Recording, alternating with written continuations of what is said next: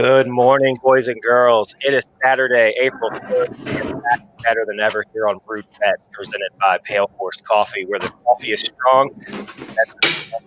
You got me and Jason here for the weekend, and we've made it to the Final Four. 2 years in the making. 2 years since we've had a Final Four, and we're here. And as my boy Chuck would say, we are in the Annapolis, and we are ready to go. As always, I am joined by JT. JT, did you think we'd get to this point when the season started? I was very skeptical. I thought that there wasn't enough in place to really combat COVID. I thought that it's a long season that would be tough to get to this point, but we're here. It's going to be a great weekend of sports overall. You've got hockey and NBA going on. Opening day was Thursday, so baseball is rolling now. And then we got two great games here that we're going to dive into. Absolutely. And with that being said, we will get back into how we did last week. Last week, we had our first losing week at 5-7. Some things that we did not foresee struck us and brought us down. But overall, for the entirety of March Madness, we are 15-13 as a unit. So that's good. JT's got our stats up there. You can see that year to date, he's 8-6. I'm 10-7. You add those things up. We do not duplicate bets when we are considering our overall record. So overall, yes, you could see we would be 18-13, but some of those bets we bet the exact same. So that's where we got 15-13. JT's 2-2 this week, but from what I understand, JT, you're having a pretty good run at baseball. That's really where I shine in the betting world. I make all my money in the summer just to throw a lot of it away, betting way too many games in the fall. But I'm 10-3 so far. I went 4-1 last night. I took the over in that Orioles Red Sox game, thinking that they'd score some runs, and the Red Sox laid an egg. So we'll move on to today. I think I have some pretty good bets for today to pair with the Final Four. Well, let's get it going then. As always, we're going to start with the 3-2-1. 3 good bets, 2 locks, and 1 upset coming at you from Brandon. So my 3 good bets this week are going to be the Yankees -1.5, the Dodgers -1.5, and I'm throwing some golf in here, ladies and gentlemen. Matt Wallace will be your 3rd round leader when round 3 ends today. My 2 locks are the Zags and Baylor. We'll get into that. And my upset, bringing it full circle to the great segue JT gave us without even knowing it, is my Orioles today. The Orioles +1.5 is my upset. We'll get into that. We'll break down why, but we're going to throw it over to JT for JT's good bets. Best bets. I've got some good ones today. Gonzaga -14.5. We'll get into it, but they're just rolling right now. A teaser of Gonzaga first half -3 and Houston +9.5. And then we're going back to baseball. Cubs -182 against the Pirates. Dodgers first 5 -1.5 against the Rockies, and then Yankees and Blue Jays over 9 runs. Those are my 5, 4 best bets. Or 5, 5. It's early. We're not counting numbers yet, so 5 best bets. Yeah, so we'll shout out to the sponsor real quick because, again, it is early. Ladies and gentlemen, we are up very early to get all this stuff prepared and ready for you, and we could not do it without the power of Pale Horse Coffee.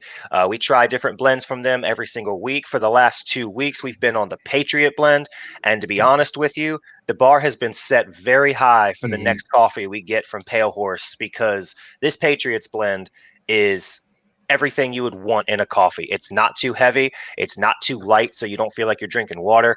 I've actually started switching it up a little bit and hitting the strong button on my coffee maker, and it's not too strong. If I need a stronger blend, it's good over ice. JT, I know you're in love with it. Yeah, exactly. I told you before the show, I am terrible at like picking flavors out of things. It's like I can't tell what the coffee tastes like. My mom always makes fun of me because I put a lot of garlic in things.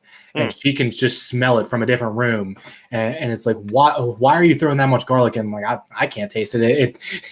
It just all tastes the same to me. So, but this coffee, I've been rolling with it all week long. I usually only have 1 cup a day. I've gone to 2 this week because it's that good. So I'm excited to try all the other kinds if everyone's going to be like this.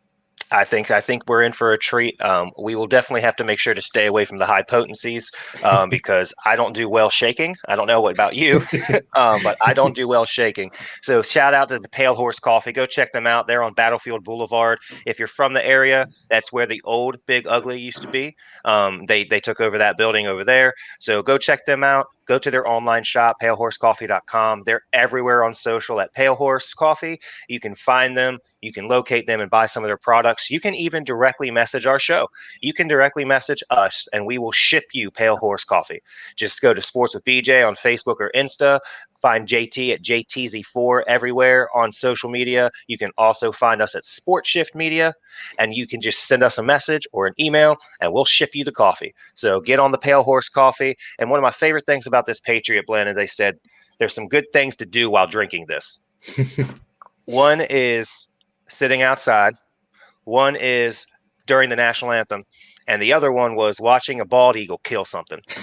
Those are the suggested activities that Pale Horse said we would enjoy the coffee the best during. So I haven't seen the eagle thing yet, but I maybe hope we'll play so. the Pledge of Allegiance. I hope too soon. Yeah, that might have to be our intro. I love that. All right, so we'll get into the bets. I know that's why y'all are here on Brewed Bets, where the coffee is strong and the bets are stronger. So the 3-2-1, I threw out a lot there. Yanks -1.5, Dodgers -1.5, and Matt Wallace leading the third round. The Yankees, they're taking on the Blue Jays. And I am going at this strictly because of who is starting on the mound. That would be Corey Kluber for the Yankees. And typically, he does not allow very many runs. But the Yankees are so high-powered that they're going to probably put up 3, maybe 4 runs during his stay on the mound today. And I just like their offense and their bullpen a little bit better than I like the Blue Jays. So I'm going to take them -1.5. Same with the Dodgers. They're over there in Colorado where balls fly. The over-under on this game is 12. That's ding, ding, such a high number. 12. And I look, I get the thinner atmosphere in Colorado. I get that the balls fly. I get that traditional pop-ups that are routine sometimes find their way out. 12 is a lot, but 1.5 I don't think is too much for the Dodgers to cover. So it was that total was 11 last night, and it easily went over. It did. So I like that there. And for the Dodgers, I believe they're throwing out Walker Buehler against Johnny Gray. So that should be a good duel. I like the offense of the Dodgers more than I like the offense of the Rockies.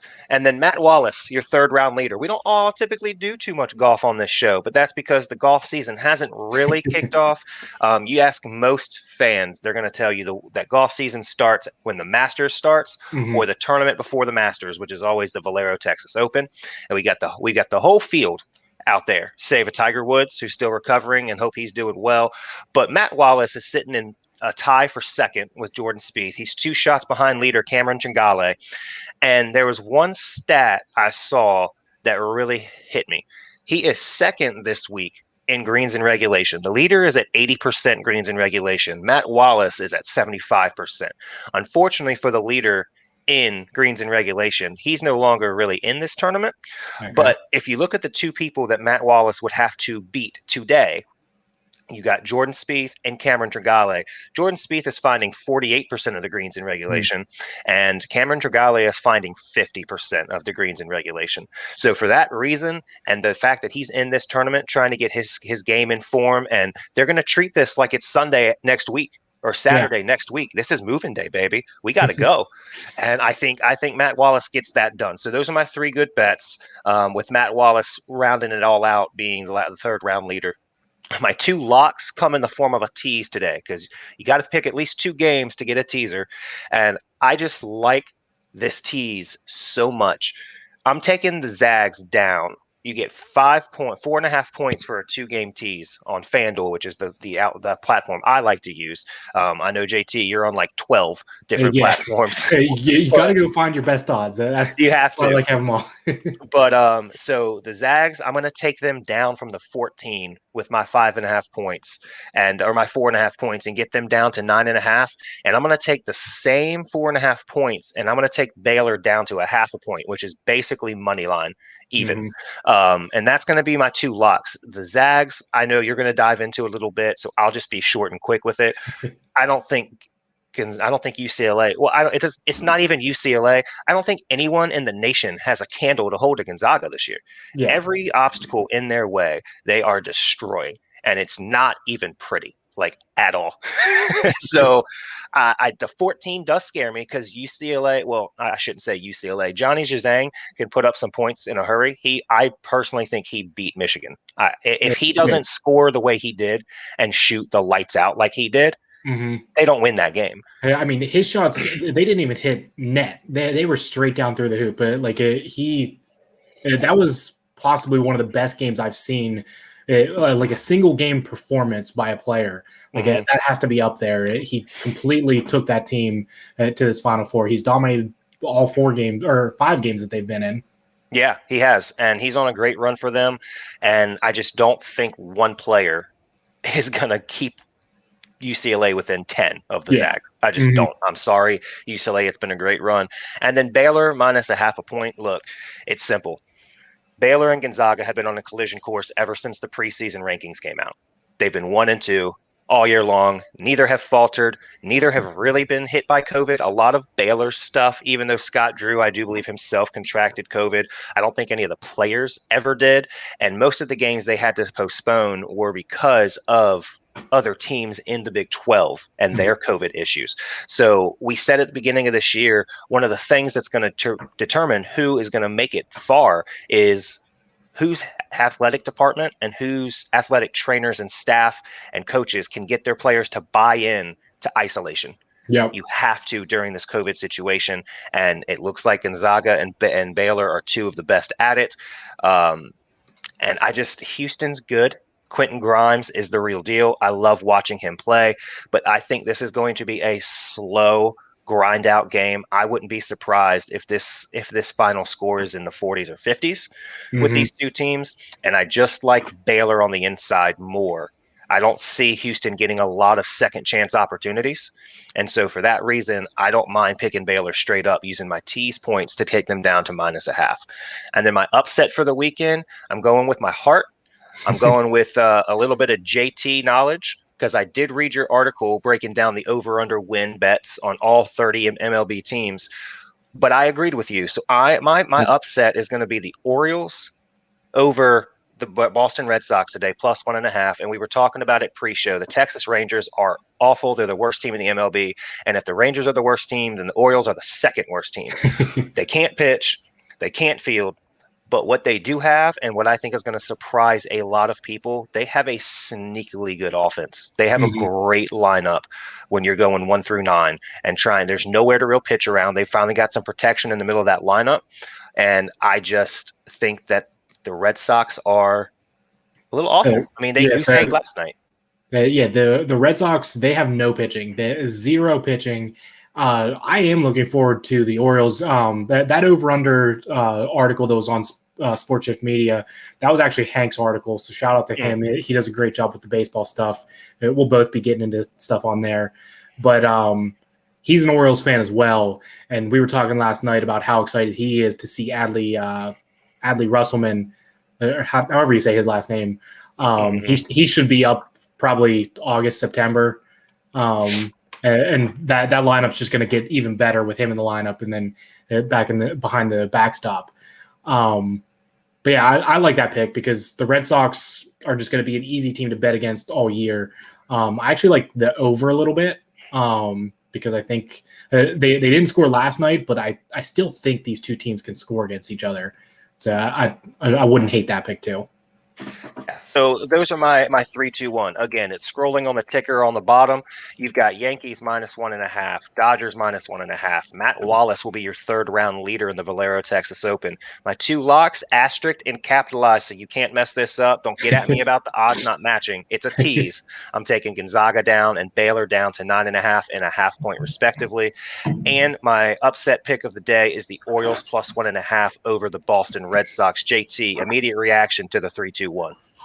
I like it. We have a lot of similar bets here. So I'll just jump into mine and give a little bit of the reasoning behind why I picked mine. But you're the golf expert, so I will trust you on that. I'm going to do some more research so that we can, once golf really gets rolling here, but I'm going to try to help guide the show during golf season so that you're not alone on that. Yeah, and golf is hard to bet on. One thing I found a lot of fun in is you can actually bet the pairings. So you can say, okay, Rory McIlroy is paired up with Dustin Johnson and Bubba Watson today. Who do I think is going to have the best round in round one? And you can bet who wins that particular match. It's not even match play, but you can turn it into match play. I enjoyed too. My roommate and I would do this. You can bet hole by hole. So I mean, it's pushed a couple holes out, but like if a guy's on the third hole and there's a tough par three coming up, you can bet whether they're gonna par bogey or there's a lot of different options there. Whether they hit the fairway or not on the next hole. It's pretty cool on all the different things that you can do in golf. So I like to do a lot of the live stuff because I enjoy watching it, but in terms of overall, I'll let you make most of the big bets in golf. Well, I look forward to having a losing record. All right, JT, let's hop into JT's best bets of the weekend. Break us down your picks and why you like them so much. So you talked about it a little bit. Gonzaga, it's a big number, but I'm going to roll with the -14.5. They've still only been held within single digits one time this year. I'm going to just keep saying it because it's my West Virginia Mountaineers. And this UCLA team, they've hit tough shots in every game that they've played. And I mean, at this point, it might just be who they are as a team, but I still think at some point those shots just have to miss. They're not getting easy shots. They're just hitting contested in-your-face jump shots. And this Gonzaga team, they might be the team to do it. They're fifth in the country in points per 100 possessions. They only allow 88 points per 100 possessions. Just go down through the defensive metrics here, and it's crazy to look at. They're elite at stopping people. On top of them scoring so much, they also play good defense. They've only allowed Oklahoma to get over 70 this year. So if UCLA sits in like the 65 range, we were talking about that earlier, like, do we really expect Gonzaga to not get to 80? Like that's just a simple trend for them. They've only stayed below 80 a couple times this season. So I think this game is a runaway. I think they lead it wire to wire.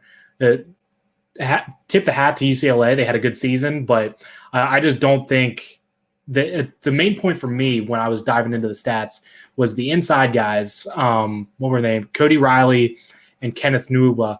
They did a great job on Hunter Dickinson in that Elite Eight game, but Hunter Dickinson only wanted to go to his left hand.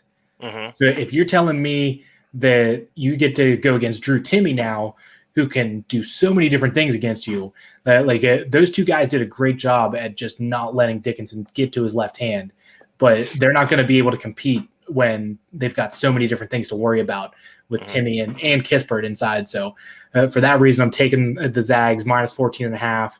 And then my second basketball pick, I'm also doing a teaser. I did not put it in asterisks and capital letters, so I apologize for that, everybody. But just to make sure that listen, a little bit of backstory on that, okay? So I have several people that either watch this show or text me every Saturday and ask me what our picks were. Okay. And every week I've thrown picks out there to them, and I've said tease, and they come back at me with, "I can't find your odds. What platform are you on?" And like it's a tease. You have to select a point. So that's for those particular people. And I know one of them's watching. That's for you. And that is, you cannot miss that. It is a tease. Okay. The points are being altered. Yeah, I like that. So my teaser is going to be a little bit different than yours. I'm going Gonzaga first half. I bet on Barstool Sportsbook, and they allow you to tease first halves. I know we were having some issues on FanDuel doing that, but the first half spread is -7.5. I'm going to tease it down to 3. And I love that number. And then Houston for the game +9.5. I think you and I can meet in the middle here.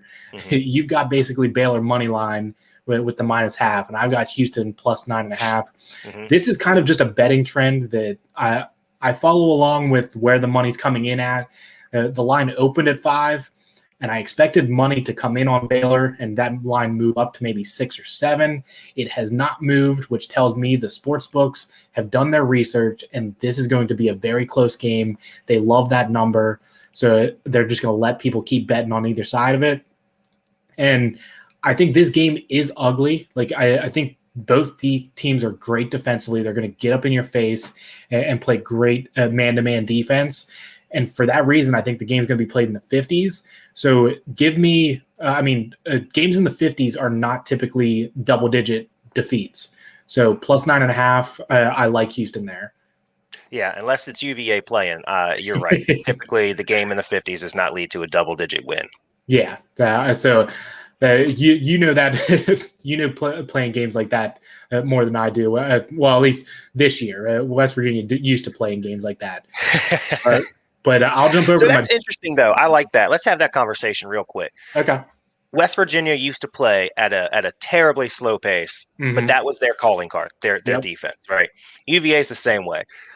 Huggy Bear over there in Morgantown has ramped the offense over the years. Mm-hmm. Us, not so much.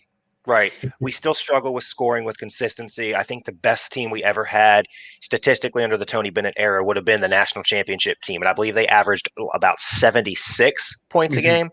Not very high, even for college basketball. So having been in both realms, JT, which would you rather prefer? Would you rather have that low scoring grind out game where you know your team's always going to be in it because the score is low? Or would you rather have a high scoring contest with some decent defense and it could go one way or the other, but it's probably going to be more separated? So I know that everyone will disagree with me on this. I would rather play the defensive style. I love good defense, whether it's football or basketball. I much prefer a good defense because if your offense makes a mistake, you know that you can get the ball back on the other end. You know that your guys are going to go get a stop. They play hard. I don't like scoring a bucket and then having to worry going back down on the other end. Like they're probably going to get at least a good look at a shot. So I would much rather play the games in the 50s and try to grind it out. It's not fun to watch. It's definitely it's difficult as a fan, but that's where my heart lies. I'm a defensive guy. Well, you are not alone, sir. I do too prefer. Now, that is not why I'm a UVA fan, ladies and gentlemen, but I do prefer. I love knowing that my team is going to be in a game. Yeah. I also love knowing that if my team gets blown out, I can turn the TV off because we're not going to come back. Yeah, so that is a good point too. All right, back to the best bets. We left off at Houston +9.5 for the game. Next up on the docket for JT. I'm going baseball here. I'm going against my team. I actually made some money on them on opening day. I took Pirates money line because I liked Chad Kuhl, and I don't really like the Cubs. I think they're going to have an average year. I think that name kind of gives them some early season. I think the odds are a little in their favor this early on in the season, but I think this is a mediocre pitching staff, and this opening day was only the Pirates' second win in their last 15 tries in Chicago, so they're not very good there. They got lucky getting the win. The Pirates only scored in those 15 games 9 times. The Pirates have scored 3 or less runs, so they're just not very good. Jake Arrieta is back for the Cubs. He spent a 3-year stint in Philadelphia. But if Right. anybody remembers, he dominated the Pirates when he was in this division. So he's back going up against the Buccos. This is a much different team than he went against. Just average throughout the lineup. So I think he has a big game in his first return to Chicago. So taking the juice minus 182. I don't love taking juice, but in baseball it's tough not to. A lot of these games are juiced up. So throw a little bit more money on it and get a unit win out of it. Good. I was just going to say that if you're out there watching and when you listen to this, they have moved the money line down. So it is now minus 174. So not as bad as the 182, but still you got to bet $182 to win 100. So that's the juice we're talking about.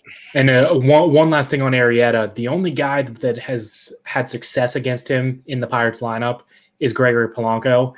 And that Gregory Polanco that had success against him, he's not here anymore. He is a shell of himself since he injured his shoulder. He still hits similar, but it's not quite the same. He doesn't hit for power.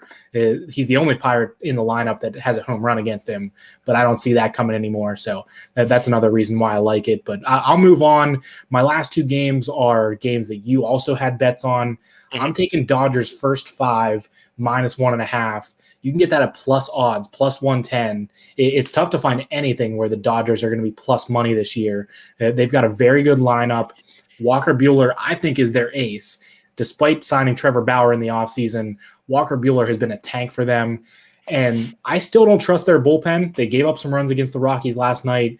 But for anybody that hasn't bet baseball before, that's where you go to the first 5. If you really trust a starter, that's really, they're probably going to go somewhere between 5 and 7 innings. So if you really like the starting pitcher matchup and you think your team can score some runs early, then take that first 5 run line and win some money. So I like that pick. And just a clarification for the people out there, because I love that pick too, and I think I'm going to hop on it. First 5 means that when you get to the start of the 6th inning, if you take a 1.5 in this instance, a run and a half away from the team you picked, they will still be winning. So keep that in mind. The first 5 means 6th inning, what's the score? Then do your odds and see if you've won. And at plus money, I like that too, especially out there in Colorado where ball's going to be flying. Yeah, they put up they put up 14 runs last night. So I think the over-under on that game, ladies and gentlemen, is 12. 12 runs is the over-under. And one last thing with that, John Gray is on the line or on the mound for the Rockies, and the Dodgers love to beat up on him. OPS, on base plus slugging percentage, for anyone that doesn't know that stat, a good season stat for OPS is 900 and above. The Dodgers lineup against John Gray, they have five guys that bat above 900 OPS. There's 3 guys above 1,000. So bless you there. But yeah, so this lineup loves to rake against John Gray. He's a decent pitcher, but I just think they have him figured out. So I'll take that. And then my last pick of the day is Yankees Blue Jays over 9. You talked about Kluber. I like him. I think for the season, he's going to have a good year. But this is his first start since the beginning of last season. I believe he only pitched in 1 of 2 starts last year before going down with an injury. He looked decent in spring training, but that elbow issue, you never know what a guy's going to be like in his first start back from that.